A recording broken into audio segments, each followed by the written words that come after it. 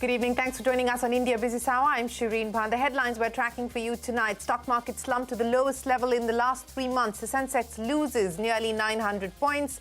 The Nifty is down almost 311 lakh crore rupees in market cap, wiped out in 2 sessions. The Adani stock crowd deepens. All group stocks plunge in trade for the second day in a row after a Hindenburg report raised red flags. 4 lakh crore rupees in market cap, wiped out in 2 sessions. Nifty Bank falls 5% this week amidst concerns over exposure to the Adani Group. The SBI tells CNBC-TV18 it's not concerned about the conglomerate's ability to service its debt, says its loans are secured by cash-generating assets. India implements a T+1 settlement plan. All trade-related settlements in top securities must be done within 24 hours of the next working day. A SEBI study separately also reveals almost 9 out of 10 traders lose money in F&O transactions, and the ones gaining the most are the brokers.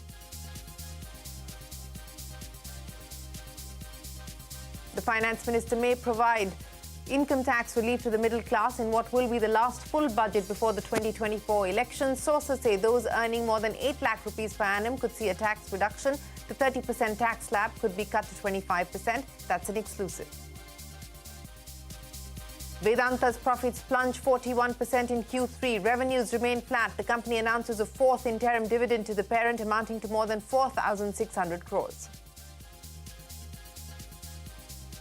Air India is likely to announce an order of 220 Boeing aircraft today. This is the first ever aircraft purchased by the airline after the Tata takeover. The airline is also in talks with Airbus to buy 275 planes. Strapped for cash, the board of Vodafone Idea will meet on the 31st of January to consider a preferential issue to tower company ATC. The board will seek shareholder approval to issue optionally convertible debentures worth 1,600 crore rupees.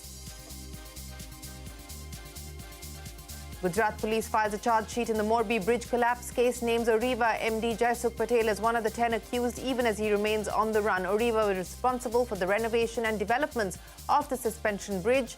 9 others have been arrested already. Former Punjab Chief Minister Captain Amrinder Singh is likely to become the next governor of Maharashtra. He's set to replace Bhagat Singh Koshyari, who is stepping down after a spate of controversies. After a body blow due to the pandemic, India's plastic processing industry is pinning its hopes on the budget to boost manufacturing and exports. A special report from the plastic hub of Dadra and Silvassa coming up. And is ChatGPT coming after your job? We speak to top HR executives to find out if the fears are real.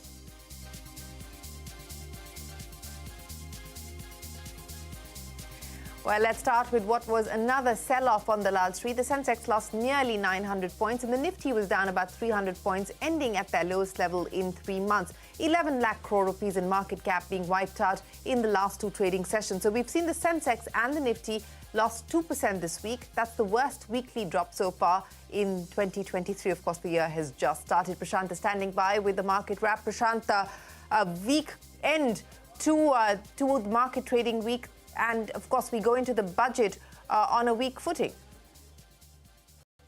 A sharp cut and the Nifty ending about 1.5% lower. Banks having it even worse, 3% loss on the Nifty Bank. Important levels went, we'll get to that in just a bit. The Adani Group was the one which sold off as a whole. And, I mean, cuts between 5 and 20% depending on what you look at. The stocks that are on your screen.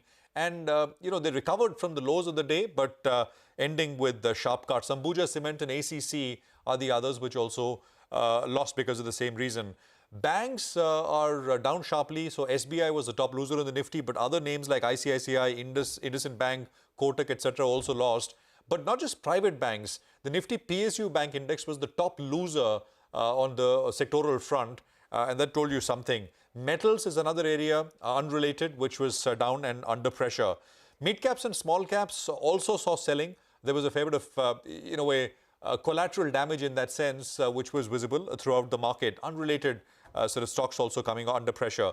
Earnings have missed in many cases recently. The earnings season is on. So Dixon, Teamlease, Indus Tower are 3 names where we saw sort of continued sharp reactions on the downside. And then you had broader pressure in names like HPCL, Angel One and NCC which lost a fair bit. The Nifty on an intraday basis broke below two important levels, an important retracement level, and the 200-week exponential moving average also was breached intraday. We've closed above both these levels, so the support levels are very clear. It stands at about 17,500, 17,550, roughly in that area, and it's important it's held. Next week, of course, is the budget and the Fed decision. Could those be a bit of a catalyst, a turning point, because the market is going into them very weak? That's something we'll need to wait and watch. Back to you. Yes, we will be watching the budget and, of course, the FOMC commentary closely. Prashant, many thanks for joining us. As Prashant mentioned, shares of the Adani Group continue to remain under pressure after a report by Hindenburg Research revealed short positions and flagged multiple risks. The rout has wiped out 4.2 lakh crore rupees from the group's market cap in the last two trading sessions. Now, shares of Adani Enterprises, which kicked off its follow-on public offer, slumped more than 18%, falling below the lower range of the FPO price of 3,112 rupees. Meanwhile, the Adani Group has said it is considering legal action against Hindenburg Research, calling the report maliciously mischievous. However, Hindenburg has responded, saying it stands by its report and has in fact challenged the Adani Group to file the lawsuit in the US, where Hindenburg is based. Adani Group has made a fresh submission to the stock exchanges over the Hindenburg report. It says, and I quote, out of the 89 questions raised by Hindenburg, 21 questions are nothing but Adani portfolio's own public disclosures. Adani also claimed that Hindenburg report is, and I quote, devoid of facts. On the issue of over-leverage,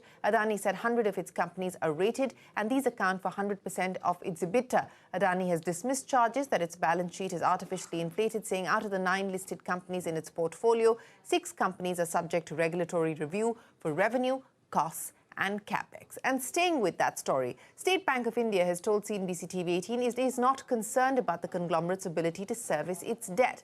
SBI says its loans are secured by cash-generating assets. Ritu joins us now with more details. Ritu, take us through what SBI has to say, because this has been a big weight on the market, specifically on the Bank Nifty. Well, first to begin with, SBI has not really clarified what the exact quantum of its exposure to Adani Group is, but it is understood SBI is one of the largest lenders to the company as far as Indian banks are concerned. Now, SBI did wish to clarify that its exposure is well within the large exposure framework limits of the Reserve Bank of India, which is 25% of the Tier 1 capital. Secondly, it said that all of SBI's exposure is secured by cash-generating assets of Adani Group with an escrow mechanism in place, and therefore debt service does not look to be a challenge at this point of time. Thirdly, the Indian banking system's exposure to Adani Group has been coming down consistently over the last 2 to 3 years, and at the same time the debt to EBITDA for Adani Group has been getting better, which means the debt servicing ability of the company has improved according to State Bank of India. Also, most of the acquisitions that Adani Group has been making have been funded through overseas market borrowing, so there is no exposure build-up of the Indian banking system, at least on that front as well. Then, of course, coming to State Bank of India, they've said that they've been reviewing their non-funded exposures, where they take a view on whether there will be any stress over the next 12-month period. And at that, with that in mind, they've not found any reason for concern, no likelihood of any devolvement at this juncture when the Adani Group is concerned. That said, they do keep a watch on all exposures, and they said they will, take adequate measures from time to time based on their assessment. Ritu, many thanks. That is State Bank of India's clarification with respect to the Adani Group exposure. Now, shares of LIC, which is a shareholder in the Adani Group stocks, also under pressure. In fact, LIC has lost 16,300 crore rupees of its investment value in the recent Adani sell-off. Yash joins us now with more. Yash. Well, Shireen, if you look at LIC as an institution, they've always been known to be long-term investors. They are not institutions who enter into trigger buying or trigger selling. And that's exactly what's playing out in the scenario of Adani Group stocks as well. We've spoken to some of our sources at LIC. What seems to be coming from that side is that there's no panic with what played out on Wednesday as well as today as far as Adani Group stocks are concerned.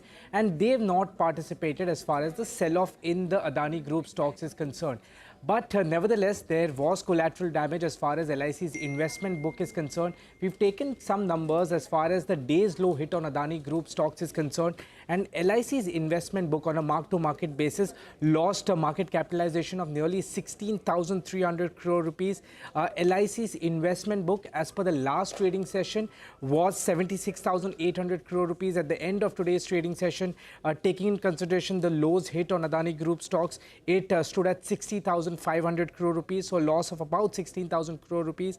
The loss as far as the investment value is concerned was maximum in Ambuja Cement, that was followed by Adani Total as well as Adani Ports.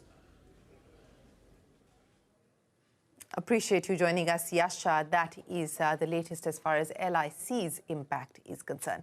Now, it's a historic day for the Indian stock market. It has become the first in the world to fully transition to a trading plus one-day settlement cycle. And this means that shares sold or bought will reflect in an investor's demat account the next working day. Earlier transactions on the stock exchanges were settled after 2 working days. So good news there coming in for our markets.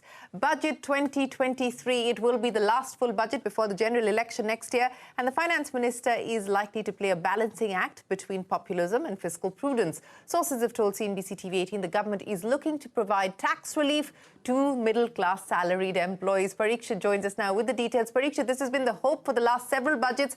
Finally, will this budget deliver for the middle class? Well, recognizing the contribution of the middle class would be a key theme in Budget 2023. The centre is likely to announce significant changes in the tax regime to reduce the tax burden and put more disposable income in the hands of the aspirational class. One such step is the likely introduction of a new tax slab for those earning between rupees 8 and 10 lakhs and a reduction of tax rate on this category from 20% currently to 10%. Also, the 30% tax rate on those earning more than 10 lakhs could be reduced to 25%. Reducing certain cess rates is also being contemplated. Other tax measures to ease the pressure on the middle class could be increasing exemption limit under ATC from 1.5 to 2 lakhs, increasing exemption on housing loans and increasing tax benefits under ATD. That's not all. Job creation could be the other big theme in the budget, with a scheme to increase urban employment and a scheme to support gig workers with loans. The FM is likely to nudge banks to lend more to MSMEs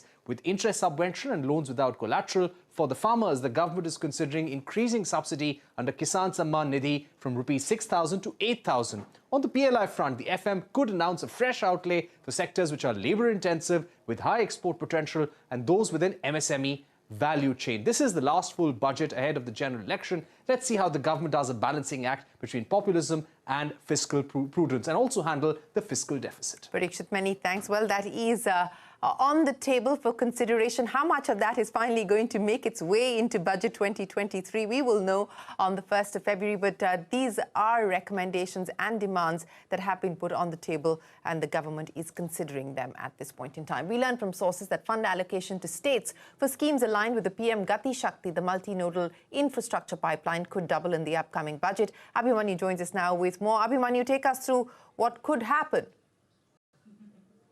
Allocation to states for PM Gati Shakti aligned infrastructure schemes is likely to be doubled in the upcoming union budget. Sources have indicated that the allocation is going to increase from the current 5,000 crore rupees to 10,000 crore rupees, since various requests were made by the states to the union government for an increased allocation. States have already identified various targets for development of aggregation centers as well as to develop last mile connectivity. States have already utilized in entirety the funds which were earlier allocated by the central government for PM Gati Shakti aligned schemes. It remains to be seen what more is going to be the part of the union government's decision, apart from a possible increase in allocation which the states have sought, even as the states want to implement various schemes pertaining to PM Gati Shakti, be it strengthening of infrastructure or increase in the number of aggregation centers. Abhimanyu, many thanks. And moving away from the budget now to earnings corner, a quick check of the other headlines we're tracking tonight. Vedanta's profits plunging 41% in Q3, revenues remaining flat. The company announced a 4th interim dividend to the parent amounting to more than 4,600 crore rupees. Strapped for cash, the board of Vodafone Idea will meet on the 31st of January to consider a preferential issue to tower company ATC. The board will seek shareholders' approval to issue optionally convertible debentures worth 1,600 crore rupees.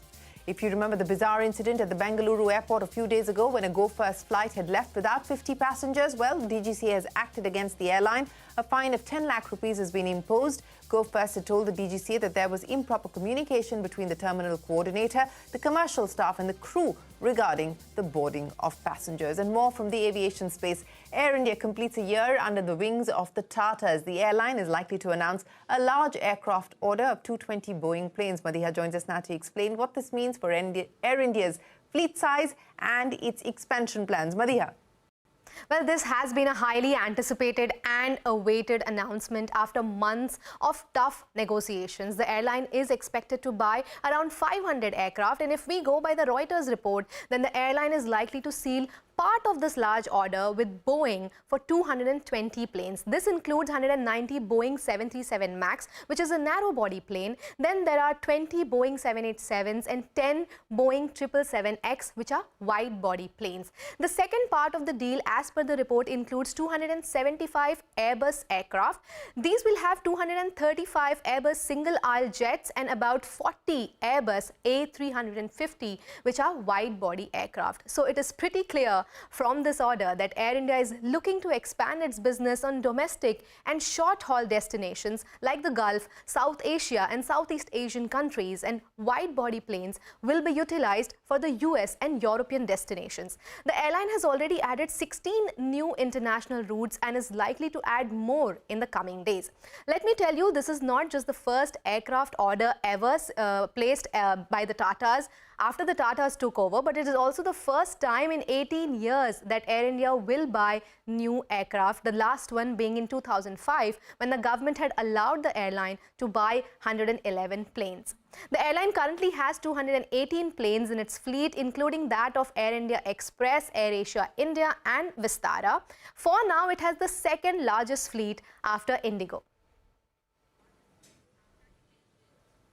All right, Madhiha, many thanks for joining us. That is Air India's plans to expand its fleet. Time for us to head to a short break, but up next, plastic industry bats for lower import duties and more incentives ahead of the budget. A special report from Dadra and Silvassa when we return.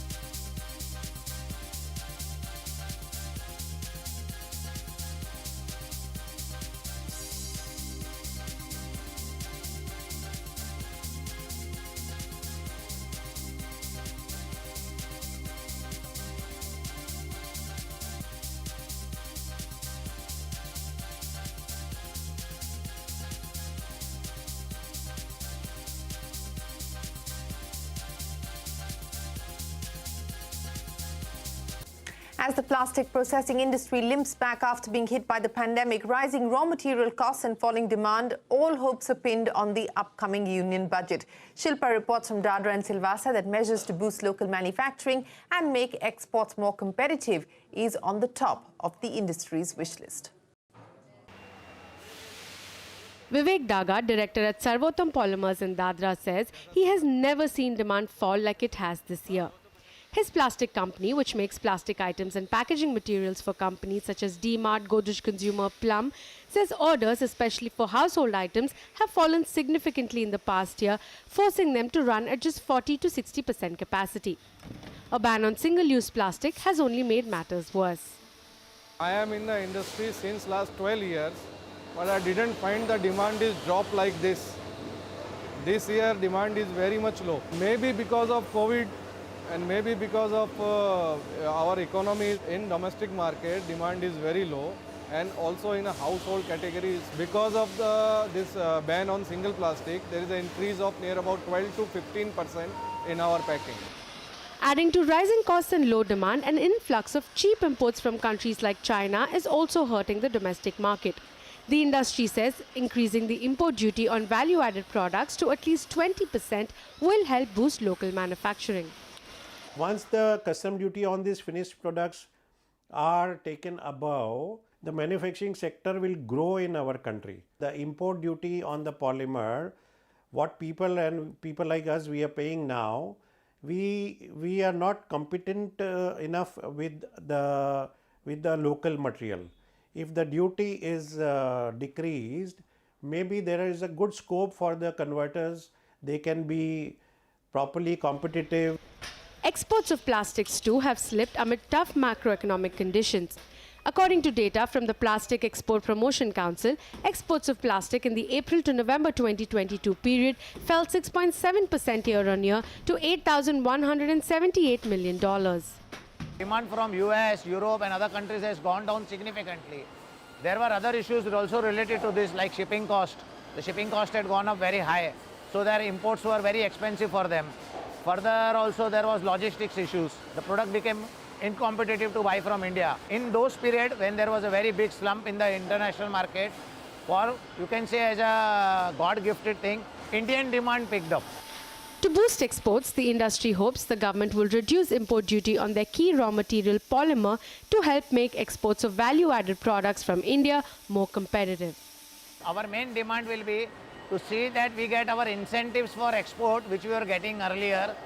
In the last few years, we were getting some money, approximately 6%, 3%, 4%. But this year, since last year onwards, this has become nil, zero. And that was a very good cushion to fight against China and other Asian countries for exports. Other expectations also include support in reducing logistics costs, subsidies, and a lower threshold for the production-linked incentive scheme. Solar and renewable energy is being seen as the next big opportunity for plastic processors to be able to make parts and components for solar panels and windmills. To that effect, the industry is hoping that the government offers some incentives like higher import duties on components like EVA and backsheet to promote local manufacturing, which would be a big opportunity for plastic processors at a time where demand from other sectors is still limping back up. With camera person Ajay Dabolkar in Dadra, Shilpa Ranipeta. Well, are you worried that ChatGPT will take away your job? The disruptions in the tech industry have been massive of late, and there is a growing fear that this artificial intelligence-backed chatbot and other similar applications will take over jobs as we know them. Kanishka Sarkar caught up with some HR executives to find out how real the fear is and what are the likely changes which today's workforce needs to keep in mind. A World Economic Forum report says that 97 million new jobs will be created by 2025 due to AI and automation. Meanwhile, ChatGPT is the talk of the town, and with that is a rising fear that an AI capable of responding to prompts, questions, statements in a very human-like way and in a record time might be bad for the job market. However, a global organizational consulting firm says that there's need to get past the thinking that robots are taking away human jobs. This is really humans plus machines is where we are now, and it is the way forward. And the more comfortable humans get with controlling the parameters, the more comfortable they'll get with tech, I think. According to Colwell, one will still have to be adept at asking the right questions to a bot like ChatGPT. She argues that if one can ask the right question, interpret and edit the answer, they're using AI to help express themselves. Ira Gupta, HR head Microsoft India, is of similar view and adds that reskilling is paramount. This, she says, is more cost-effective too. Not only is it a cost-effective proposition, but reskilling is also going to enable us to attract and retain the talent that we need. And interestingly, 9 out of 10 employees in India, in a work trend index survey that Microsoft did in September of last year, actually said that they would stay back in an organization which they thought enabled them to learn for their career development. Reflecting on the job roles that will be in demand for the next 10 years, given the pace of tech disruption, Korn Ferry's Colwell believes that data scientists will be in demand. However, critical thinking will be the key. Most experts believe that the next set of leaders will need non-technical skills. It's not about code learning or rote processes, but about very human thinking about the end customer and what the business needs. In Delhi, Kanishka Sarkar. Well, that is the future. And with that, it is time for us to wrap up this edition of India Business Hour. Thanks very much for watching. Do stay tuned to the news that continues on CNBC-TV18. Have a great weekend and see you on Monday morning as we enter the budget week. Till then, goodbye.